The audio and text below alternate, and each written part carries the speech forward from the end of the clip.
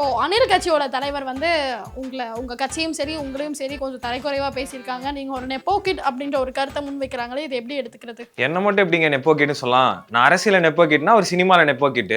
சினிமாக்கு எப்படி வந்தாரு? அவங்க அப்பா மூலியமா வந்தாரு. அவங்க அப்பா ப்ரொடியூசர்னால தான் இப்போ அவர் வந்தாரு. ஸோ தேவையில்லாத விஷயம்லாம் என்கிட்ட பேசிட்டு இருக்காதீங்க.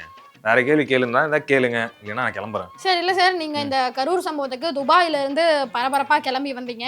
எப்படி துபாய்க்கு போனவர் உடனே வந்தாரு? இதையும் வச்சு அரசியல் பண்றாரா அப்படின்ற ஒரு கேள்வி ஏங்க வந்து எங்க ஆட்சிங்க, நாங்க தாங்க வர முடியும். மக்கள் ரொம்ப கஷ்டப்படும் போது எங்க ஆட்சி இருக்கும்போது நாங்க தானே வர முடியும். ஸோ அப்படி வராதப்போ வந்தாலும் எங்களை குறை சொல்றீங்க, நீங்க வரலினாலும் குறை சொல்றீங்க. நான் என்னதான் பண்றது சொல்லுங்க நீங்களே. அவர் வந்து பனையூர் ஆபீஸ்ல கூட்டு வந்து எல்லார்ட்டையும் பேசிக்கிறாரு. ஆனா நான் துபாயில இருந்து வந்து மக்களுக்காக என் ரத்த சிந்தி நான் வந்து கரூர்ல வந்து நான் பார்த்திருக்கேன். சோ அவர்கிட்ட போய் கேட்கறதை விட்டு என்கிட்ட ஏன் கேக்குறீங்க? இந்த மாதிரி கேட்கறதெல்லாம் வச்சுக்காதீங்க நீங்க. இல்ல சார், உங்களை விட தகுதியான பல மூத்த நிர்வாகிகள் உங்க கட்சியில இருக்கும்போது உங்களுக்கு ஏன் துணை முதலமைச்சர் பதவி கொடுத்தாங்க அப்படின்ற ஒரு கேள்வி எழும்புதே சார். நல்லது பண்றவங்க யார் வேணாலும் டெப்டி சிஎம் ஆளாங்க. அதே மாதிரி நீங்களும் ஆகணும்னா எங்க அப்பா கிட்ட வந்து கார் ரேஸ் இந்த மாதிரி நிறைய விஷயம் பண்ணீங்கன்னா எங்க அப்பாவே உங்களுக்கு ஆட்சி தருவாரு.